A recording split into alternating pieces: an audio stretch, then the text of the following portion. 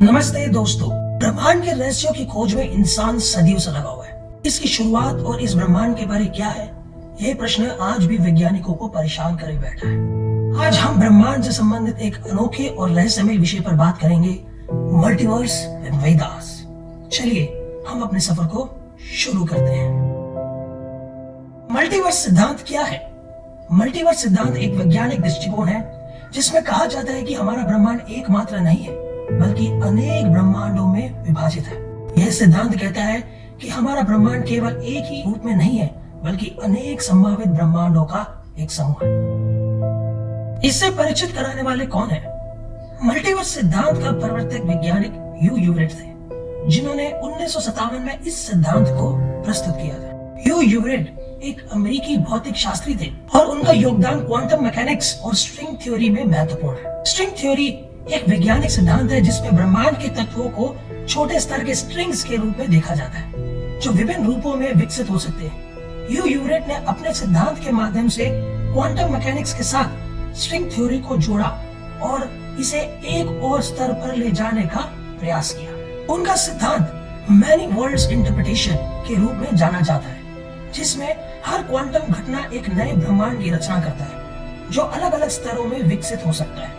यह उनका योगदान था जिसने ब्रह्मांड की रचना में स्ट्रिंग थ्योरी के सिद्धांत को मिलाया और नए दृष्टिकोण की सृष्टि की। सिद्धांत कितनी संभावनाओं पर आधारित है? मल्टीवर्स सिद्धांत का मूल आधार क्वांटम मैकेनिक्स और स्ट्रिंग थ्योरी है, जो ब्रह्मांड के निर्माण और संरचना को समझने का प्रयास करते हैं। यह सिद्धांत एक विशाल और अद्वितीय ब्रह्मांड की संभावना को सुझाता है, जिसमें नए ब्रह्मांड निर्माण होते हैं हर बार जब कोई क्वांटम घटना होती है। क्वांटम मैकेनिक्स के सिद्धांत ने हमें यह दिखाया है कि कणों का व्यवहार अपूर्णता और संयमितता के साथ होता है, जो हमें ब्रह्मांड के रहस्यमय और असीम स्वरूप की ओर मोड़ने का सुझाव देता है। सिद्धांत के अनुसार हर एक क्वांटम घटना एक नया ब्रह्मांड बनाती है, जिसमें उसी समय कई संभावित स्थितियां हो सकती है। स्ट्रिंग थ्योरी, जिसे कुछ वैज्ञानिक ब्रह्मांड के बुनियादी स्ट्रिंग्स के रूप में देखते हैं, हमें ब्रह्मांड के सबसे सूक्ष्म स्तर पर ले जाती है। यह सिद्धांत ब्रह्मांड के तत्वों को विभिन्न रूपों में विकसित होने की संभावना दिखाता है, जो मल्टीवर्स सिद्धांत के साथ मेल खाता है। इसका मतलब है कि हम वैज्ञानिक दृष्टिकोण से भी देख सकते हैं कि मल्टीवर्स सिद्धांत की सामंजस्य पूर्णता के क्षेत्र में भी इसकी संभावना है। यह सिद्धांत एक नए और उन्नत ब्रह्मांड की ओर हमें ले जा सकता है, जिसमें समझना और अनुभव करना एक नए स्तर पर हो सकता है।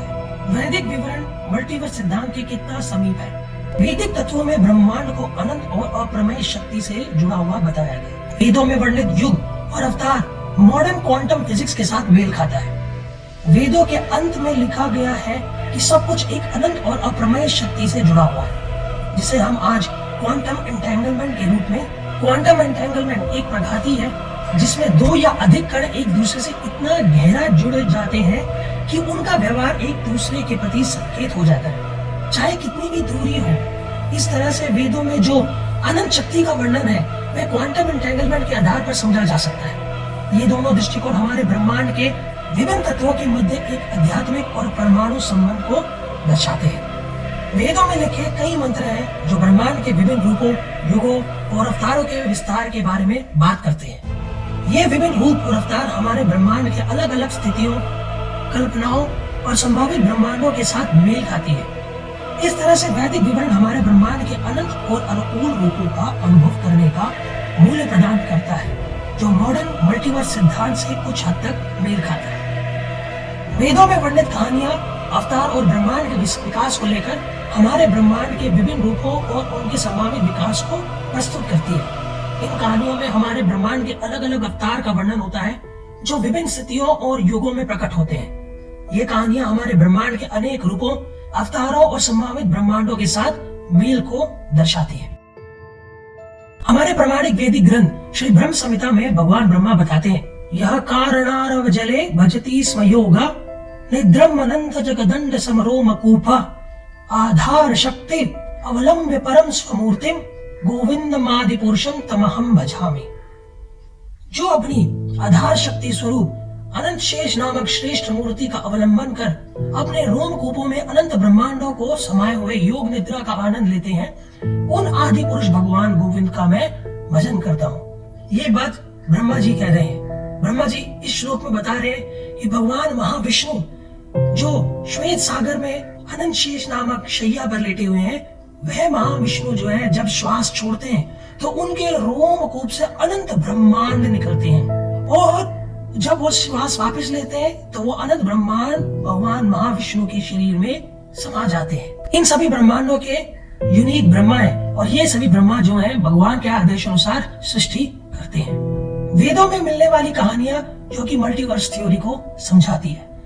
वेदों में कई प्रकार की ऐसी कहानियां हैं जिसमें हमें मल्टीवर्स थ्योरी के विषय में कुछ जानने को मिलता है, जो कि बहुत ही दिलचस्प है। ऐसी एक कथा हमें श्रीमद् भागवतम में मिलती है जिसका नाम है ब्रह्म विमोहन लीला। यह कथा इस प्रकार है कि एक बार ब्रह्मा जी भगवान कृष्ण को अपने गोप सखाओं के साथ झूठा खाते हुए देख विचलित हो जाते हैं। उनके हृदय में प्रश्न उठता है कि ये छोटा सा नन्हा सा बालक कैसे पूर्ण पुरुषोत्तम भगवान हो सकता है। तो इसलिए ब्रह्मा जी जो है भगवान का टेस्ट लेते हैं और भगवान के गोप सखाओं को चुरा लेते हैं।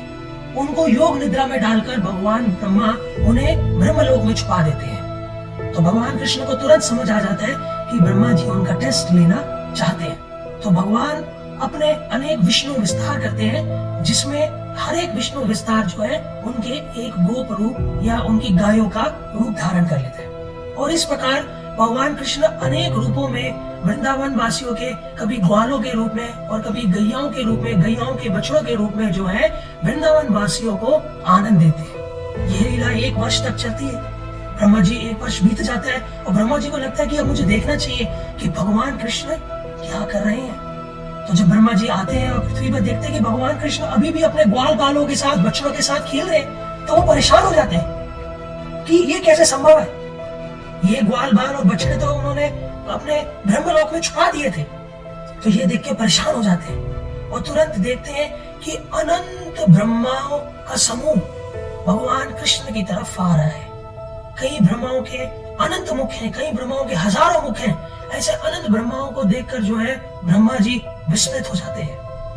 वहां पर भगवान कृष्ण ब्रह्मा जी को उनके विषय में बताते हैं कि तुम सिर्फ एक ब्रह्मांड के रचयिता हो।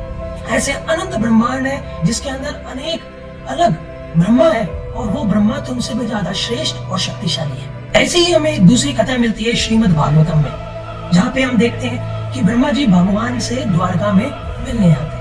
उनके जो द्वारपाल होते हैं वो ब्रह्मा जी को रोक देते हैं और उनसे पूछते हैं कि आप कौन है और आप यहाँ किस लिए आए। तो ब्रह्मा जी बोलते हैं कि मैं ब्रह्मा हूँ और मैं भगवान कृष्ण से मिलना चाहता हूँ। तो एक द्वारपाल जो है भगवान के पास जाता है और बोलता है कि कोई ब्रह्मा नामक एक व्यक्ति आया है जो आपसे मिलना चाहता है। तो भगवान कृष्ण द्वारपाल को कहते हैं कि उनसे पूछो कि कौन सा ब्रह्मा। तो द्वारपाल ब्रह्मा जी के पास जाता है और पूछता है कि आप कौन से ब्रह्मा हो। तो ये प्रश्न सुन के ब्रह्मा जी बड़े विस्मित हो जाते हैं कि मेरे अलावा में कोई और ब्रह्मा भी है।